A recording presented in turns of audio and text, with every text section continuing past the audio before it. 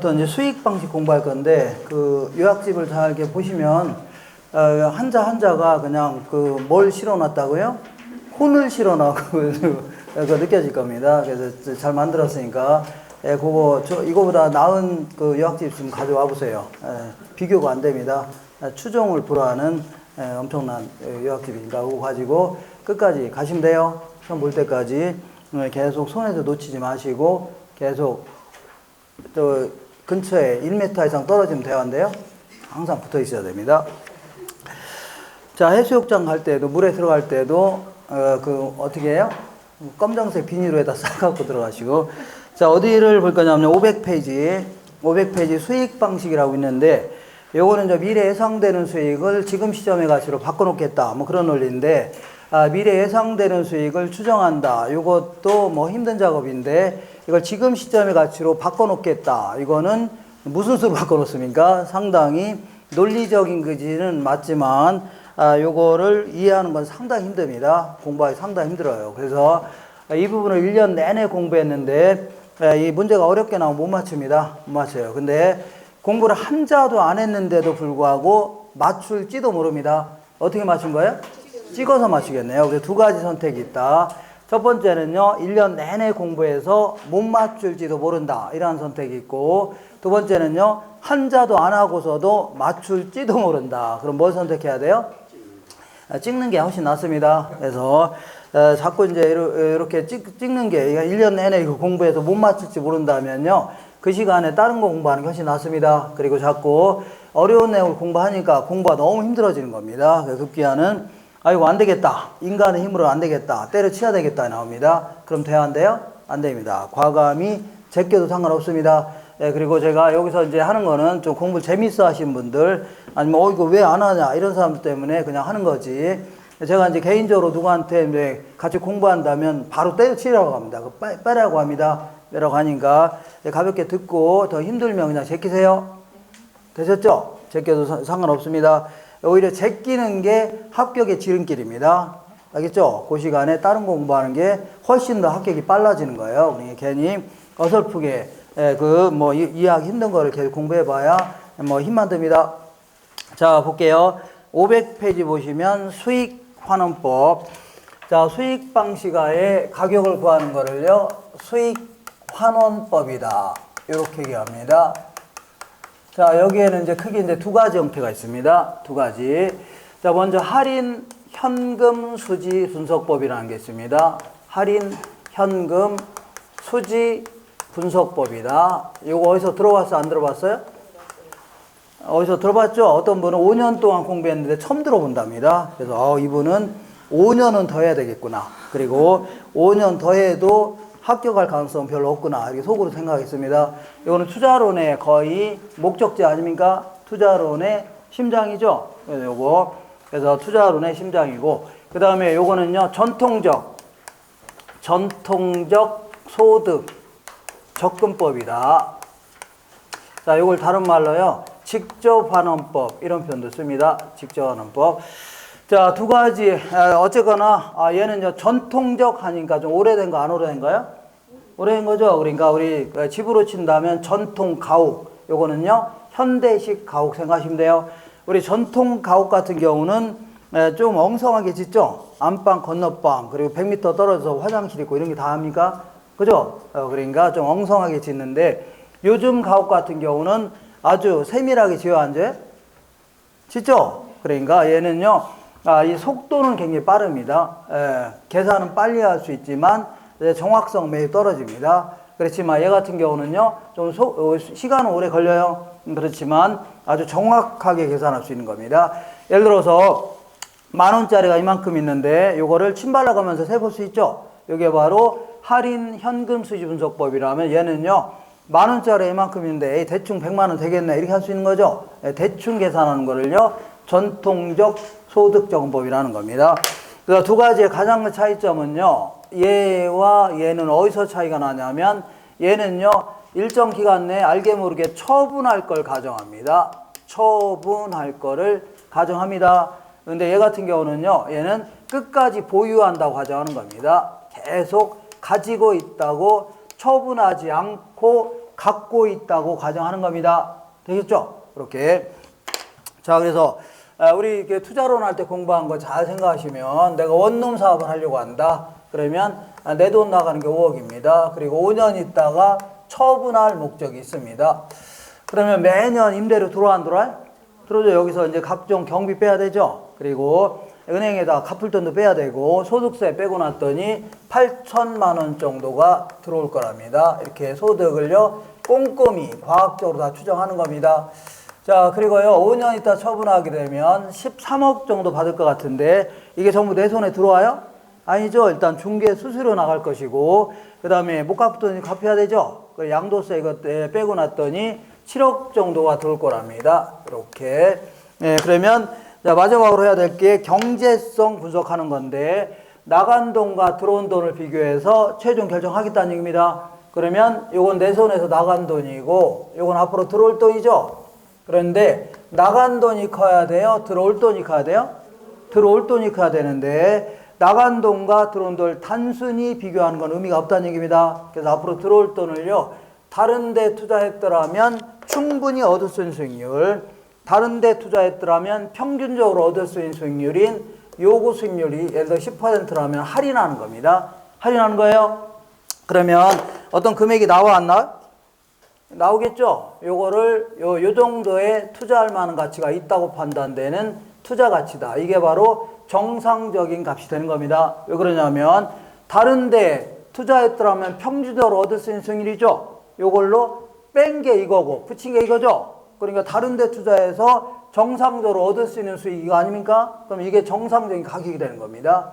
알겠죠? 그러니까 요거보다 얘가 이제 낮게 투자했다 그러면 이 차이가 순원가가 되는 겁니다. 뭐가 된다고요? 순원가. 이렇게 해서 순원가 큰 거를 선택하겠다 그런 얘기인데 결국은요 이런 식으로 평가하는 거를 뭐라고요? 할인 현금 수지 분석법이라는 겁니다. 이렇게.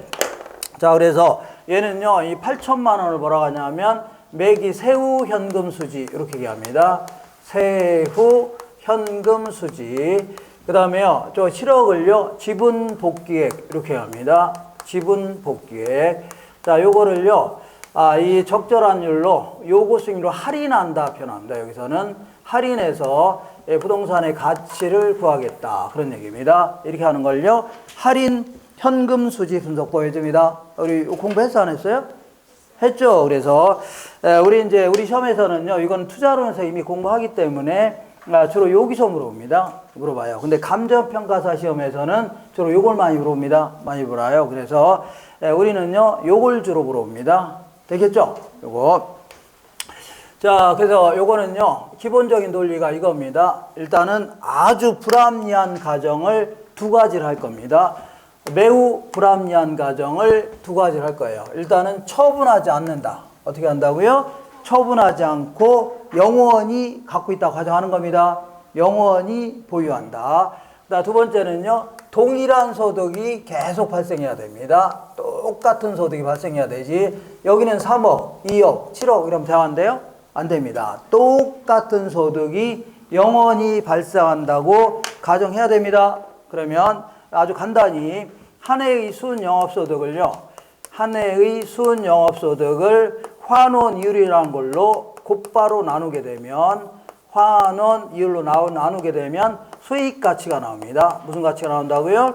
수익가치. 그래서 이 공식이 왜 이렇게 나오냐는 잠시 하기로 하고 이 공식을 알고 있어야 계산 문제를 이렇게 자주 물어봅니다. 요거 자주 물어봐요.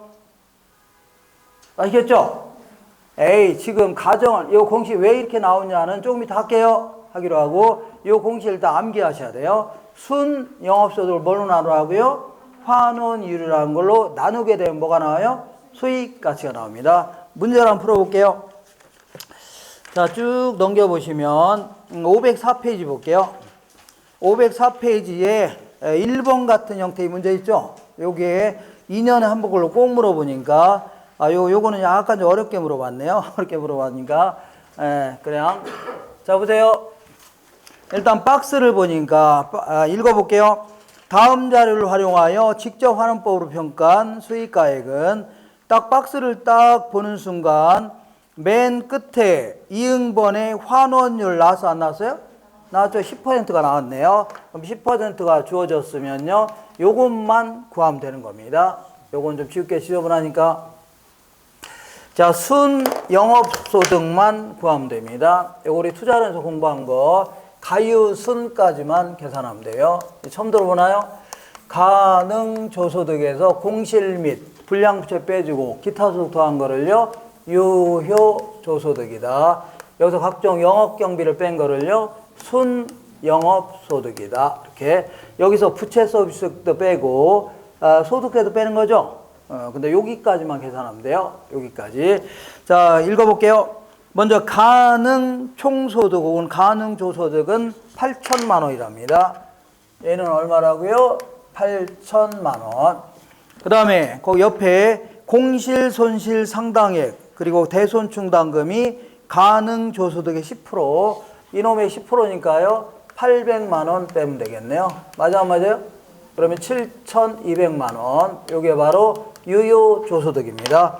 여기서 이제 영업 경비가 바로 주어지면 바로 풀 수 있는데 요것 때문에 좀 어렵네요. 요거 일단은 각종 경비를 빼내야 되는데 유지 수선비 400만 원. 얘는 얼마라고요? 400만 원. 그 다음에 거기 화재보험료 100만 원. 요것도 포함시켜야 되죠?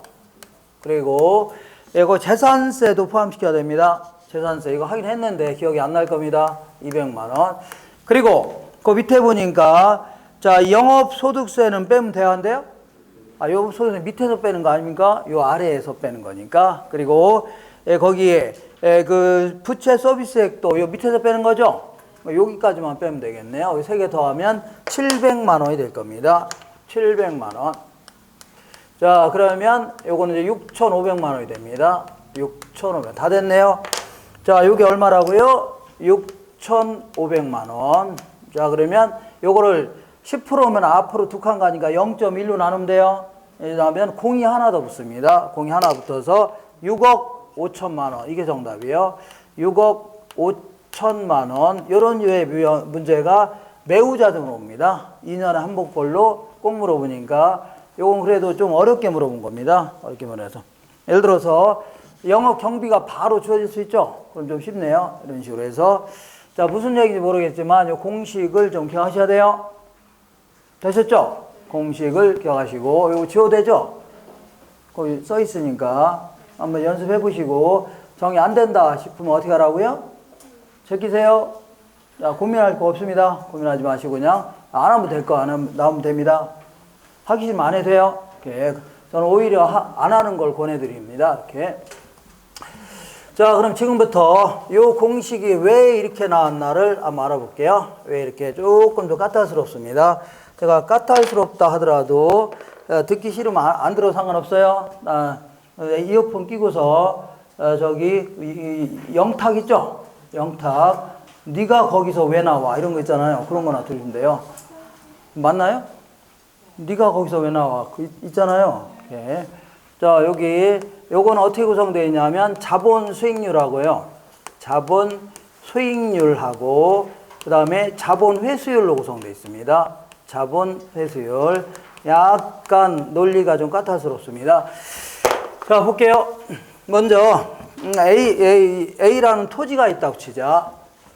자, A라는 토지가 있는데요. 토지는 이렇게 볼게요. 누구한테 이제 5년 동안 빌려주고 나면 매년 1,000만 원씩 받을 수가 있답니다. 매년 얼마씩 받을 수 있다고요?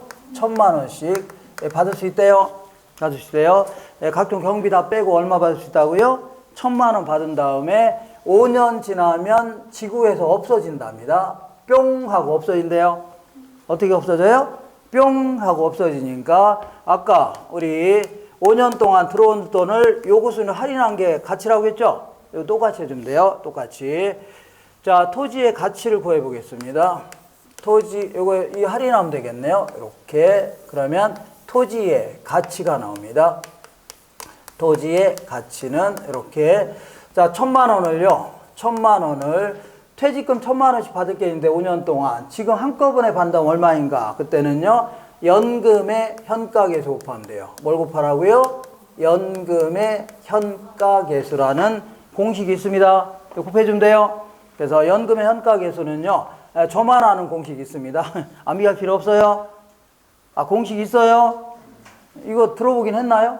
네. 그래서 1,000만 원에다가 곱하기 요 공식을 집어넣으면 됩니다. 0.1분의 자, 1 빼기 1 플러스 0.1의 마이너스 5제곱. 요게 바로 연금의 현가계수를 구하는 공식이에요. 아, 그런 게 있어요? 있습니다. 그러면 요거는 요 위에는 이렇게 바꿔도 상관없습니다. 어떻게 바꾸냐면 똑같은 공식입니다. 1 플러스 0.1의 5제곱분의 1 해도 똑같은 겁니다. 아까 똑같은 거예요? 아, 신경 쓰인다 그러면 하지 마세요. 자, 그러면 이 부분만 끄집어낼게요. 이 부분만 끄집어낼게요. 이 부분은 1 플러스 0.1이면 1.1이죠? 요거의 5제곱분의 1 아닙니까? 근데 지금은요 5년 있다가 뿅 하고 없어진다고 가정했지만 실제는 없어져 안 없어져요? 안 없어지잖아요. 그래서 5년 지나면 다른 사람한테 또 5년 동안 또 빌려줄 수 있어 없어요? 있죠. 그리고 내가 죽으면요 우리 아들이 또 계속 빌려줄 수 있죠. 그러니까 처분하지 않은 이상은 수익이 어떻게 발생한다고요? 무한대로 발생이 되는 겁니다. 처분하지 않는다면 수익이 어떻게 발생한다고요? 무한대로 발생하는 겁니다. 토지는 맞죠? 그러면 얘가 5에서 6, 7, 8, 9 커지더니 어디까지 커져요? 무한대까지 커진 겁니다. 그러니까 얘가 5, 6, 7, 8, 9 커지더니 어디까지 커져요? 무한대까지 커진 겁니다. 그러면 자 10분의 1 하면 얼마냐면 0.1입니다. 그럼 만약에 100분의 1 하면 얼마요? 0.01이 됩니다. 1000분의 1 하면요? 0.001이 되는 겁니다. 만약 1억분의 1이다. 그러면 0.0001로 바뀌는 겁니다. 맞죠? 그러니까 결국은요, 얘가 무한대로 간다면, 자, 얘가 뭘로 간다고요? 무한대로 간다면, 얘가 처음에는 10분의 1에서 점점 커져야 작아져? 무지하게 커지면 이제 0으로 수렴한다 해줍니다. 뭘로 수렴한다고요? 0이 된다. 그런 얘기입니다. 그러면 1 빼기 0 하면 얼마요? 어떤 사람은 0 그러는데 1에서 아무것도 안 빼면 뭐만 남아요? 1만 남는 겁니다. 그러면 1,000만 원을 0.1로 나누면 돼요. 1,000만 원 뭘로 나누면 된다고요?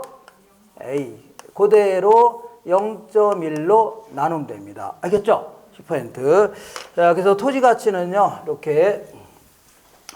자, 토지의 가치는 이렇게 요 1,000만 원을 뭐라 하냐면 순 영업소득 해줄게요. 좀 이따 왜 이 순 영업소득을 기초로 하냐 조금 이따 하기로 하고 요걸 뭐라고 하냐면 자본 수익률 해줍니다. 0.1을 뭐라고요? 자본 수익률.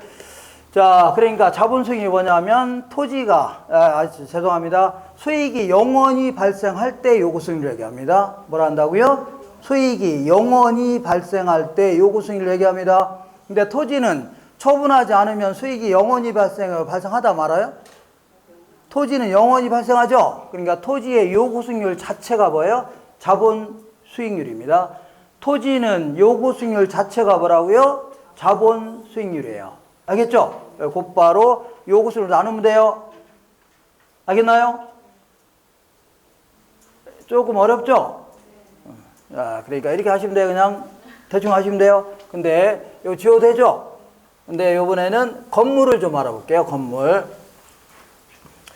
자, B라는 건물이 있다고 치자. 자, 건물이 있는데 이 건물도 누구한테 빌려주면 매년 1,000만 원씩 수익이 생긴답니다.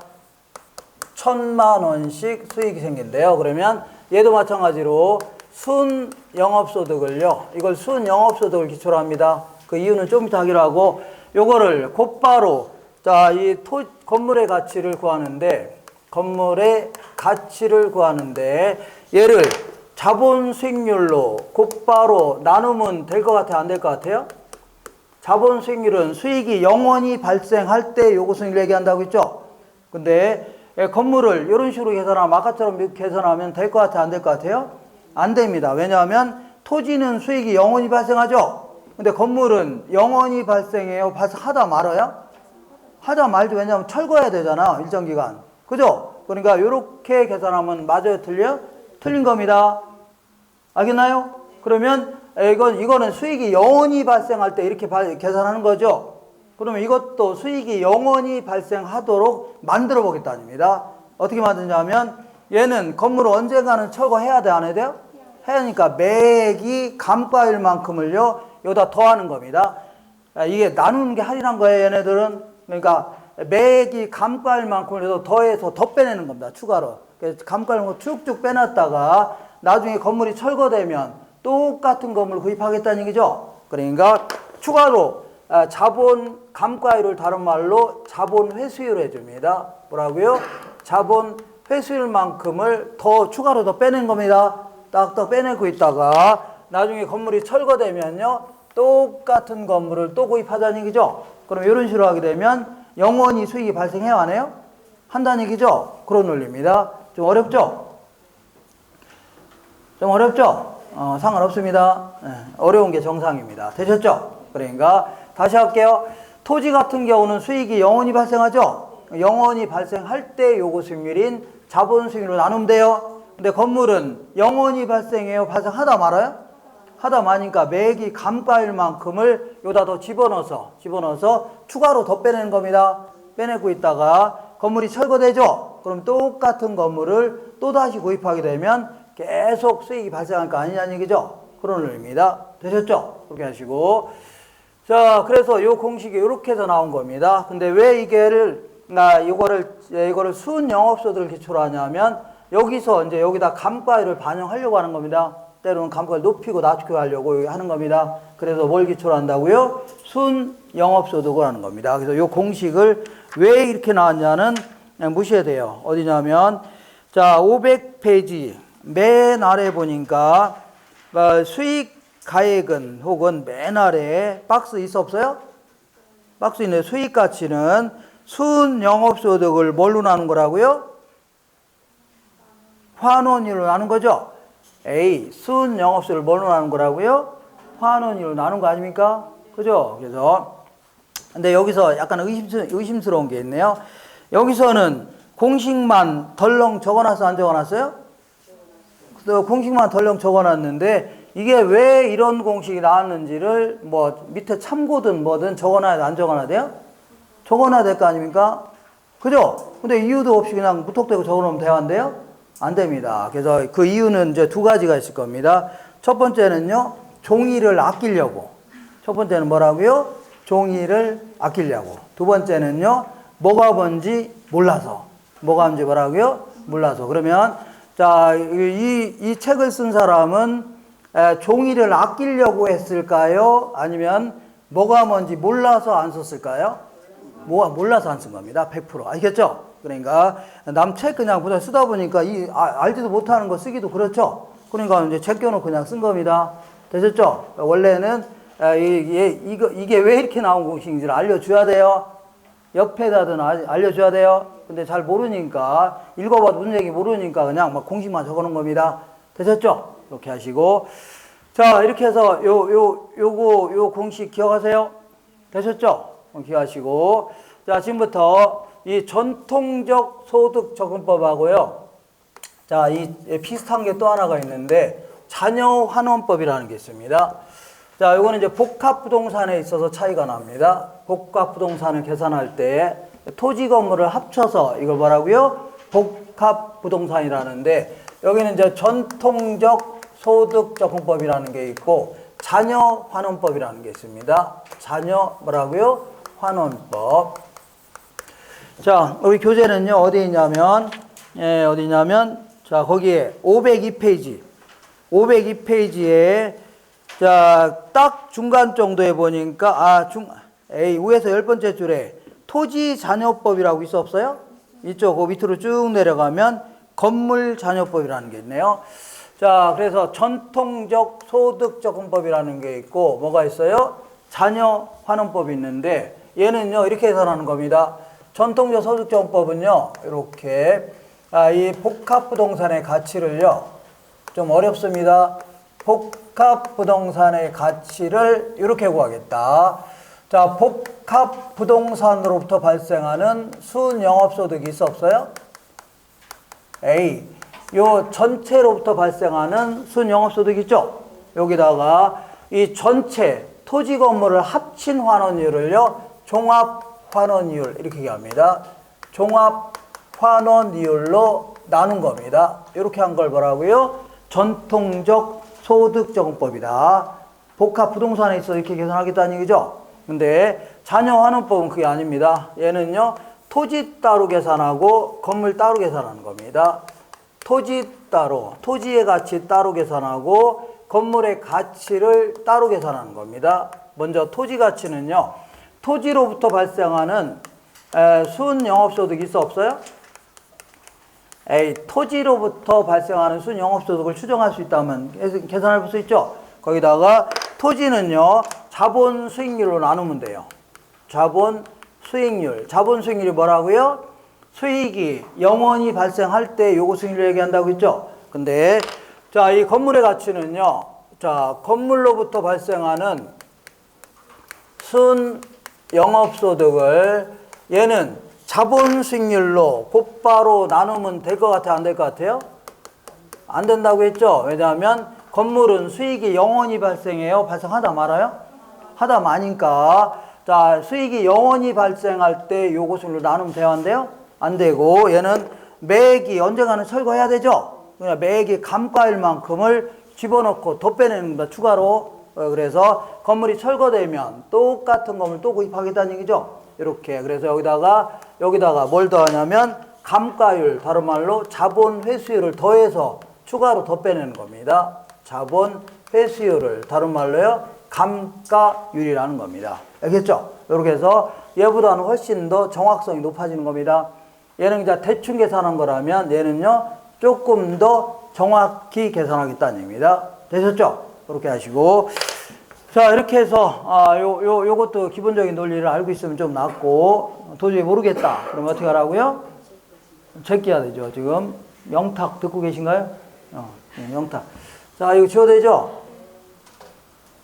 영탁 모르시나요? 네가 거기서 왜 나와? 이거 지울게요.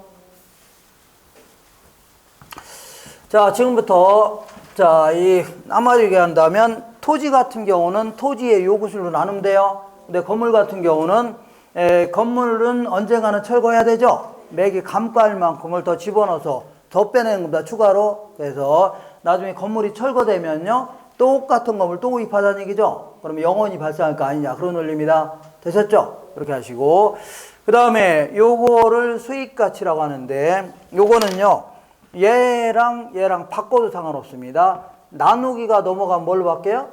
곱하기가 넘어가면요, 나누기 바뀌니까 얘랑 바꿔치기도 상관없습니다. 바꿔치기. 그래서 환원이율은 이렇게 순영업소득을 부동산 가치인 수익 가치 있죠? 정상적인 가치를 얘기합니다. 수익 가치로 나눠도 돼요? 안 돼요? 됩니다. 이렇게 해서 두 가지 공식을 암기해 주셔야 돼요. 기억하세요? 자, 지금부터 우리 시험에서 매우 자주 물어보는 게 어떤 거냐면, 몇 장 넘겨볼게요. 다른 거 하지 마세요, 지금. 다른 거 했다가는, 지금도 하기 힘든데, 어디냐면, 자, 508페이지 볼게요. 508페이지. 맨 위쪽에 환원이율을 산정하는 방법 있어 없어요? 요거 매우 자주 봅니다. 요거. 그러니까 나도 요번에 어떻게 요것도 맞춰야 되겠다. 그러면 요것만 보시면 돼요. 자, 지금부터 자, 환원이율을 구하는 방법을 얘기하는데, 지금부터 어떤 하나의 부동산이 있다고 치자. 한 개의 부동산이 딱 있다면 얘는요, 일단은 감가율은 한 개 부동산이니까 정해져 있다고 가정하는 겁니다. 뭐는 정해져 있다고요? 감가율은 정해져 있다고 가정하고 자본 수익률을 계산하려고 하는 겁니다. 뭘 계산한다고요? 자본 수익률이 얼마냐, 이거 계산하려고 하는 겁니다. 알겠죠? 부동산 하나니까 감가율은 정해져 있죠? 그때 자본 수익률이 어떤 식으로 계산할 수 있냐, 그런 얘기인데, 자, 요거는요, 크게 이제 5가지가 있습니다. 시조 12다. 이렇게 암기하세요. 뭔 12라고요? 시조 2L9다. 이렇게. 그러니까, 자, 시조가 몇 명 있어요? 12명. C조가 12하면 12명 아닙니까? C조가 몇 명 있다고요? 12명. 이렇게 해서 암기하세요. 예전에 요거 다음 중에 환원율을 구하는 방법이 아닌 것을 이렇게 물어봤습니다. C조가 몇 명 있다고요? 12명 있다. 이렇게 암기하시면 돼요. C조가 몇 명이요? 12명. 자, 그러면 요거는요, C조 2L보다 요거는요, 시장 추출법. 요거는요, 조성법 아니면요, 요소 구성법 이렇게 합니다. 그러면 요거는요, 투자 결합법.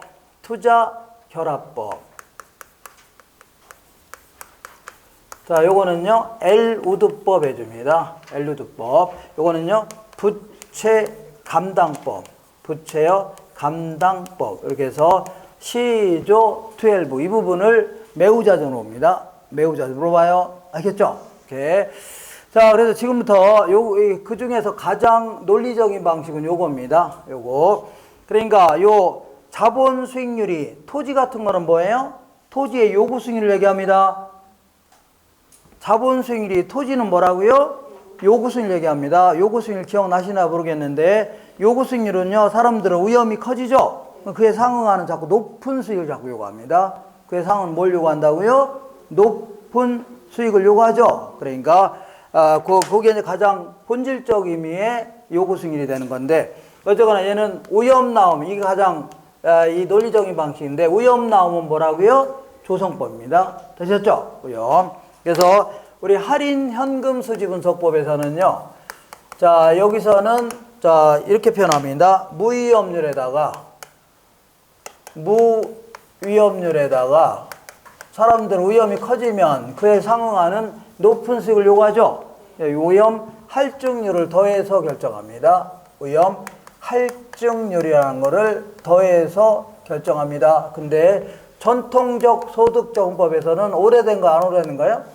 오래된 거기 때문에 이 표현을 좀 달리합니다. 용어를 약간 똑같은 건데 달리합니다. 그래서 이거를요, 무위험률 순수이율이다. 순수이율에다가 플러스 마이너스 위험률을 가감해가면서 결정하겠다 그런 의미입니다. 이렇게 하는 걸 뭐라고요? 조성법 해줍니다.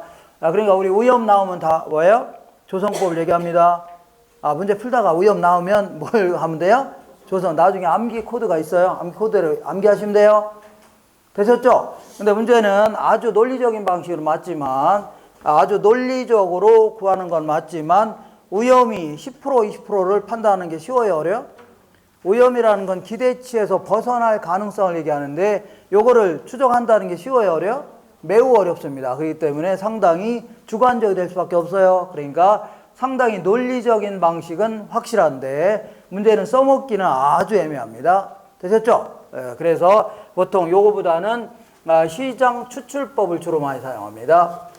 얘는요, 얘랑 주변에서 아주 유사한 놈이 거래된 사례를 가지고 환원율을 구하겠다는 얘기입니다. 이걸요, 시장 추출법 해줍니다. 그래서 요게 요 놈하고 아주 유사한 놈이 최근에 거래된 적이 있는데, 그동안 순 영업소득이 얼마였냐면 1,000만 원이었답니다. 1,000만 원.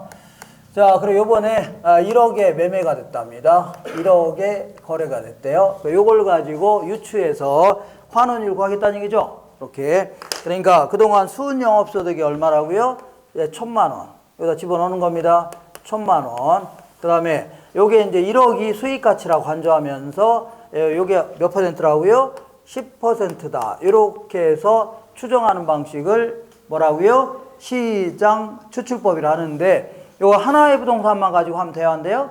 안 되고 주변에 여러 부동산 여러 개를 추정해서 평균 내 갖고 이렇게 환원을 구해야 되지, 하나만 가지고 하면 돼요, 안 돼요? 안 되겠죠? 이렇게 해서 이 주변에서 거래된 사례를 가지고 유추해서 환원율을 구하겠다는 얘기죠. 이렇게 하는 거를요, 시장 추출법이라는데, 요건 아주 간단하게 쉽게 구할 수 있지만, 요거는요, 이 순영업소득은 과거 발생했던 순영업소득이죠. 그리고 과거에 거래했던 사례를 가지고 미래 예상되는 요구 수익률을 계산한다는 것은 논리에 안 맞습니다. 그렇지만 아주 써먹기는 용이하기 때문에 잘 써먹을 수 있다는 얘기죠. 그렇게 하시면 돼요. 자, 지금부터는 종합 환원율 토지 건물을 합친 환원율을 구하는 거 있죠? 요거 알아보는 겁니다. 아까 복합부동산에 있어서 토지 건물을 합쳐서 환원율을 구할 수 있어 없어요? 있죠? 이렇게 해보겠다는 얘기입니다. 여기는요, 먼저 투자결합법은, 자, 첫 번째, 물리적 투자결합법이라는 게 있고, 금융적 투자결합법이 있습니다. 상당히 까탈스럽습니다. 자, 어쨌거나, 객관식 문제 풀 때는요, 무조건 요게 나와야 돼요. 다르다. 무슨 얘기인지 모르겠지만, 분리될 수 있다. 이런 표현이 나와야 돼요. 이게 안 나왔으면 틀린 겁니다. 다르다. 뭐 할 수 있다고요? 분리될 수 있다. 뭔지 모르겠지만, 다르다. 어떻다고요? 분리될 수 있다. 나와야 돼요. 되셨죠? 그러니까, 물리적 투자결합법은요, 요거는, 요겁니다. 자, 요 건물이 있는데, 건물과 토지가 있는데, 소득을 창출하는 능력이 토지와 건물은 다르다. 분리될 수 있다는 얘기죠? 그 얘기는 따로따로 구할 수 있다는 가정이 있어야 돼요. 그리고 따로따로 구해져 있다는 가정이 있어야 되는 겁니다. 알겠나요? 따로따로 구할 수 있다는 가정이 있어야 돼요. 그리고 구해져 있다는 가정이 있어야 됩니다. 그래서 토지의 환원율은 5%이고 건물의 환원율은 10%라고 치자. 그리고 토지와 건물의 가격 구성 비율이 60% 대 40%랍니다.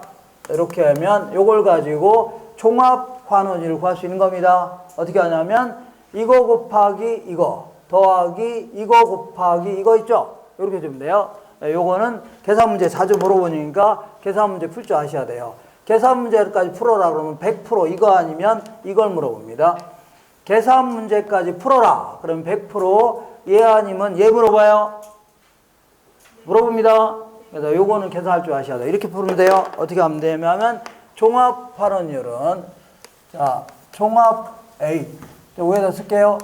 종합 환원율은 이렇게 계산하면 돼요. 10% 곱하기 한쪽이 100분의 1이면 한쪽 1을 기준으로 해야 돼요. 10% 곱하기 0.4 자 플러스 자 5% 곱하기 얼마요? 원래는 0.6 해주면 돼요. 요건 할 줄 아셔야 돼요. 이렇게 하는 거를요 물리적 투자결합법 해줍니다. 뭐라고요? 물리적 투자결합법. 그리고 요건 시험에 안 물어보니까 요거는요 투자자들의 요구 수익률을 가지고 환원율 구하는 겁니다. 투자자. 그러니까 투자자는 내 돈 투자자도 있고 은행에서 빌릴 수도 있죠. 이걸 저당 투자자 이렇게 합니다. 그래서 이 내 돈은 6억 투자했고 은행에서요 4억을 빌렸다고 치자. 이렇게. 그리고 지분 투자자의 요구 수익률은요. 자, 이거는요 7%, 얘는요 자, 이 4%라고 치자. 이렇게. 이걸 가지고 종합 환원율 구하겠다는 얘기죠. 어떻게 하냐면 각 투자자들의 요구 수익률에다가 투자 비중을 곱하면 돼요. 투자 비중. 그러니까 저당 투자 이걸 환원율이야. 이거 안 해도 돼요. 환원율은요. 저당 투자자의 요구 수익률은 얼마라고요? 4%. 지분 투자자의 요구 수익률은 몇 프로예요? 7%. 여기다가 저당 투자자는 10억 중에 4억 투자했죠? 10분의 4를 투자하니까 0.4를 투자했네요. 그 다음에 플러스 얘는요 10분의 6을 투자했죠? 0.6을 투자했네요. 이렇게 해서 종합 환원율 구하겠다. 이것도 마찬가지로 저당 투자자의 요구 수익률과 지분 투자자의 요구 수익률은 다르다. 분리될 수 있다는 그 얘기는 따로따로 구할 수 있다는 가정이 있어. 여기 있어야 되는 겁니다. 이렇게 해서 계산하겠다. 이런 걸 뭐라고요? 투자 결합. 둘 다 합쳐서 뭐라고요? 투자 결합법이 됩니다. 지워되죠? 고민할까 봐 얼른 지울게요. 자, 이건 시험에 안 물어봐요. 안 물어보고 요거는 할 줄 아셔야 됩니다. 요거 있죠, 요거 할 줄 아셔야 돼요. 계산 문제는 100% 이거 아니면 이걸 물어봅니다. 이거 아니면 뭘 뭐라고요? 이걸 물어봅니다. 자, 그 다음에 요거는 나중에 연습하기로 하고 이렇게 몇 번 연습할 거니까 그렇게 하시고 그 다음에 엘루드법은요 금융적 투자결합법을 보다 발전시킨 방식인데 얘는 이렇게 암기하시면 돼요. LG전자의 주식 가격이 폭락했다. LG전자의 뭐가 폭락했다고요? 주식 가격이 폭락했다. 이렇게 암기하시면 돼요. 얘는요 지금까지는 자, 얘는 그 영원히 존속한다고 가정하는 거 아닙니까? 수익이 영원히 발생한다고 가정하는 거죠. 그러다 보니까 근데 얘는 그게 아닙니다. 얘는 일정 기간 지나서 돈의 일부를 갚을 수도 있어 없어요? 있죠. 그러면 지분이 달라질 수 있겠네요. 지분이 형성분이 달라질 수 있고 그 다음에 매년 세전 현금 수익이 달라질 수 있습니다. 여기는 3억, 2억, 5억 달라질 수 있죠. 그리고 한 5년 정도 지나면 부동산 가격이 이거 변화할 수도 있어 없어요? 요것도 반영하는 겁니다. 이때 오를 수도 있고 내릴 수도 있죠. 요것도 반영하겠다는 겁니다. 그러면 결국은요, 이때 가격이 6억 정도 될 거라고 예상된다면 얘는 이때 처분한다 하더라도 6억은 받을 수 있다는 얘기죠. 그럼 요거는 처분을 가정하는 겁니다. 뭘 가정한다고요? 처분을 가정하는 거예요. 다만 얘는 아까 세후 현금 수익을 기초로 한다면 얘는요, 세전 현금 수익을 기초로 하기 때문에 세금 효과는 무시했다는 단점이 있습니다. 너무 힘드네요.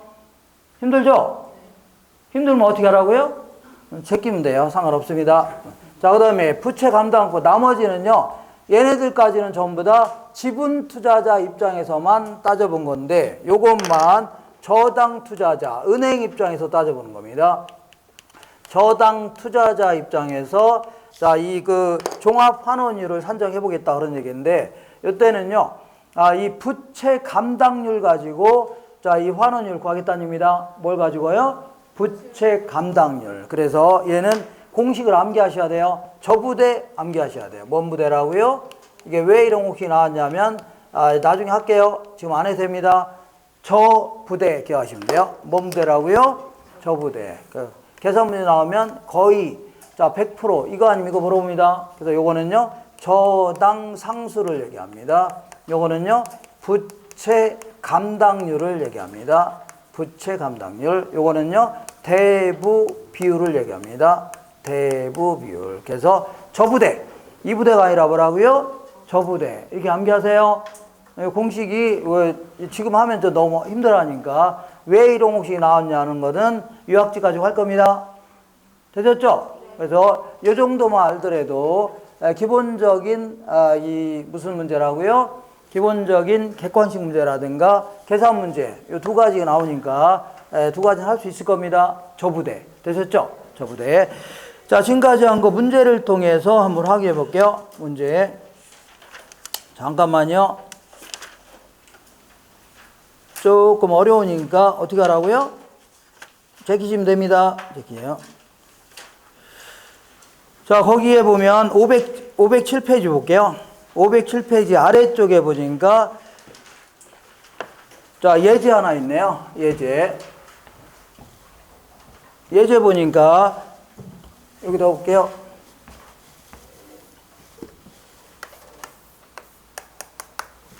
자, 예제 아래쪽에 찾으셨나요? 토지의 환원율은 5%, 건물의 환원율은 10%, 얘는 5%, 얘는요 10%.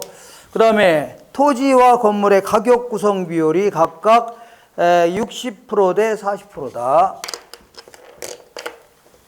60% 대 40%다. 그러면 이때 종합 환원율은요, 토지 건물을 합친 환원율은요, 이거 곱하기 이거 더하기 이거 곱하기 이거 해주면 되죠. 다만 조심할 거는 한쪽이 100분의 1로 한쪽은 1을 기준으로 해야 됩니다. 그래서 10% 곱하기 0.4 맞죠? 그 다음에 5% 곱하기 얼마요? 0.6 해주면 됩니다. 그러면 얼마 나올 겁니다. 7% 나올 겁니다. 그죠? 이렇게 좀 쉽게 나오면은 맞출 수 있어야 돼요. 하나 넘겨볼게요. 넘겨보시면 자, 509페이지 맨 아래 볼게요. 509페이지 맨 아래 찾으셨나요? 자, 1번에 자본 환원율이 환원율입니다. 환원율은 시장 추출법, 조성법, 투자 결합법 등을 통하여 구할 수 있다. 맞아 틀려요? 맞고, 그 다음에 환원율은요, 부동산 자산이 창출하는 순영업소득을 자산의 가격으로 나눈 값이다. 자, 보세요. 환원율은요, 어디 갔어요? 순영업소득을 뭘로 나눈 거라고요? 자산의 가격. 이게 부동산 가격 아닙니까? 정상 가격으로 나눈 값이다. 자, 세 번째 볼게요. 자, 환원율은요, 자본의 기회비용을 반영하며 금리의 상승은 자본 환원율을 높일 수 있다. 자, 얘는 아까 어떻게 계산한다고요? 무위험률에다가, 원래 여기다 위험 할증률을 더한 거죠? 에이, 아까 했어, 안 했어요? 자, 그러면 무위험률이 올라가게 되면 환원율도 올라가, 안 올라가요? 아, 이거 환원율 아닙니까? 올라가는 겁니다. 그래서, 자, 금리의 상승은 금리가 무위험률 아닙니까? 에이, 금리가 무위험률이죠? 무위험률이 올라가게 되면 환원율이 올라가, 안 올라가요? 올라간다는 얘기입니다. 원래? 아까 했어, 안 했어요? 자, 요거는요, 환원율은 원래 어떻게 구성한다고요? 무위험률에다가 뭘 더한 거라고요? 오염 할증률을 더한 겁니다. 자, 여기서 금리라는 것은 은행 이자를 얘기합니다. 이자 올라가면 환원율이 올라가, 안 올라가요? 올라간다 그런 얘기입니다. 그 다음에 4번 볼게요. 프로젝트의 위험이 높아지면 환원율도 상승한다. 위험이 커지면 사람들은 위험 할증을 높이려고 낮추려고요? 높이려니까 환원율은요 올라가겠네요. 맨 그 얘기입니다. 그 다음에 5번 볼게요. 자본 환원율이 상승하면 자산 가격은 하락한다. 자, 환원율이 올라가면 나누는 금액이 커져요, 작아져요? A. 자, 환원율이 커지죠? 그럼 수익 가치는 낮아지게 되는 겁니다. 가격은 낮아지는 겁니다. 이렇게. 자, 그 다음에 6번 볼게요. 순영업소득이 일정할 때 투자 수요의 증가로 인하여 자산 가치가 상승한다면 환원율은 낮추는 요인이 됩니다. 자, 순영업소득은 일정한데 사람들의 부동산 수요가 증가하는 바람에 가격이 올라갔다는 얘기죠. 그러면 나누는 금액이 커지면요 환원율은 낮아지게 되는 겁니다. 낮아져요. 알겠죠? 이렇게 좀 어렵네요. 자, 그 다음에 6번 볼게요. 이거 했나요? 7번 볼게요. 투자 위험이 감소한다면, 위험이 줄어들는다면 사람들은 요구한 수도 낮추려고 하죠. 그러니까 환원율은 낮아지게 되는 겁니다. 자, 그 투자 위험이 감소한다면 환원율은 낮추는 요인이 된다. 환원율이 자본 환원율입니다. 그 다음에 자, 8번 볼게요. 물리적 투자기록법은요, 소득을, 얘는 객관식 문제에서 무조건 다르다. 뭐가 나온다고요? 분리됩시다. 나와야 돼요. 자, 물리적 투자기록법은 소득을 창출하는 부동산 능력이 토지와 건물은 다르다. 그 다음에요, 분리될 수 있다. 나와야 돼요? 다르다. 그리고 9번에 엘루드법 나오면요, 일단은 지저분하게 나와야 됩니다. 생긴 것도 되게 지저분할 겁니다. 어떻게 하라고요? 자, 지분 형성분도 반영하겠다. 세전 현금 수지가 매액이 달라지는 것도 고려하겠다는 얘기죠. 그리고 일정 기간 지나서 가격이 변동하는 거 있죠. 요것도 다 반영하겠다는 얘기입니다. 일단 무슨 얘기인지 모르겠지만 지저분하게 나와야 돼요. 어떻게 나온다고요? 자, 그래서 자, 엘루드법은요, 이 매 기간 동안에 현금 수지가 달라지는 것도 고려하겠다. 그 다음에 기간 말 부동산이 가치가 올라가거나 내려가는 것도 고려하겠다. 보유기간 동안에 지분 형성 세 가지가 환원율에 미치는 영향도 고려하겠다는 얘기죠. 이렇게 해서 나 무슨 얘기인지 몰라도 그냥 읽으면 돼요. 10번 볼게요. 부채 감당률은 2, 대부 비율은 50%, 저당 상수가 0.1이라면 종합 환원율은, 그러니까 부채 감당률은 얼마예요? 2, 여기다가 부채. 그 다음에 뭐가 있어요? 자, 대부 비율은 50%.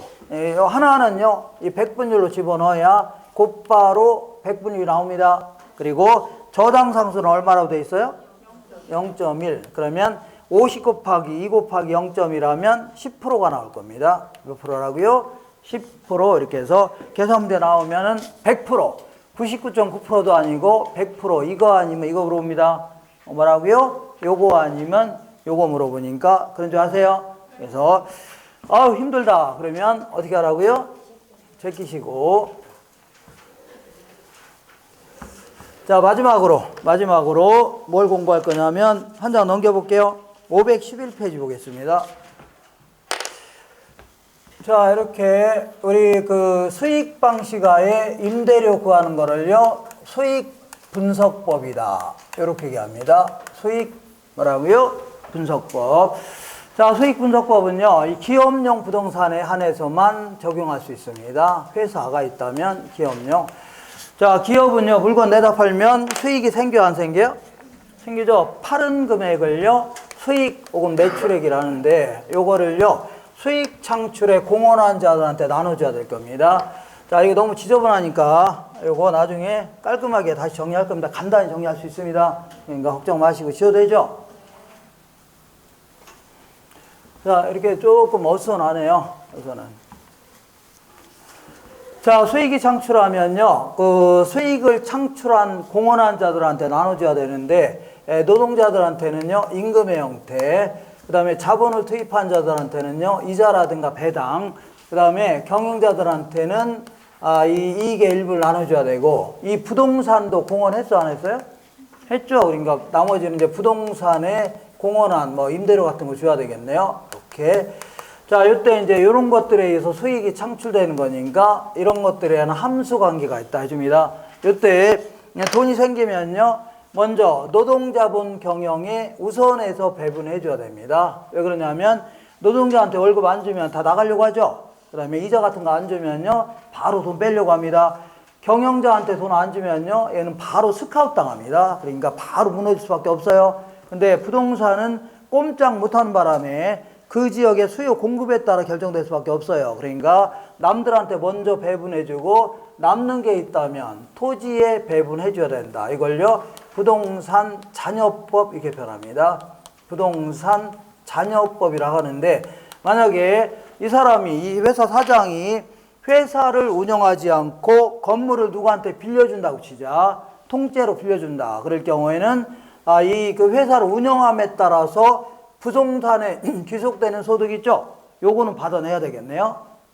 그죠? 요것도 못 받으면 직접 운영하는 게 낫겠죠? 그러니까 부동산에 귀속되는 수익을요, 순수익해 줍니다. 요거는 받아내야 되죠? 그리고 요거 외에도 재산세 같은 거 나가 안 나가요?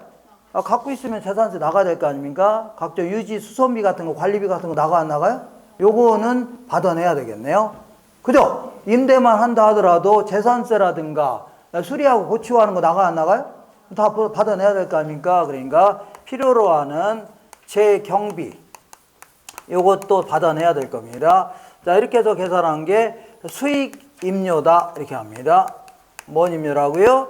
수익임료라고 하는데, 얘는요, 자세히 안 물어봅니다. 그냥 수익 방식 하에 임료를 구하는 방식이 뭐예요? 수익 분석법이다. 그리고 한마디만 더 기억한다면, 얘는요, 기업용 부동산에만 이런 논리를 적용할 수 있는 겁니다. 다른 부동산은 적용할 수 있어, 없어요? 없는 겁니다. 한마디만 기억하세요. 몇 마디냐면, 자, 거기 511페이지에 위에서 한 10번째 줄에 유의사항 있어, 없어요? 있죠? A 511페이지 위에서 10번째 줄에 유의사항 있죠? 여기 첫 번째 줄에 기업용 부동산의 경우에만 적용할 수 있는 겁니다. 이런 논리를. 다른 부동산에는 적용할 수 있어, 없어요? 없다. 만약에 물어본 적은 없지만 만약에 지문에 끼어든다면 기업용 부동산에만 적용할 수 있다. 되셨죠? 이렇게 하시면 돼요. 자, 잠시만 한 5분 정도 쉬었다가 오늘 공부했던 거 총정리해 보겠습니다. 상하실게요. 가시면 안 됩니다.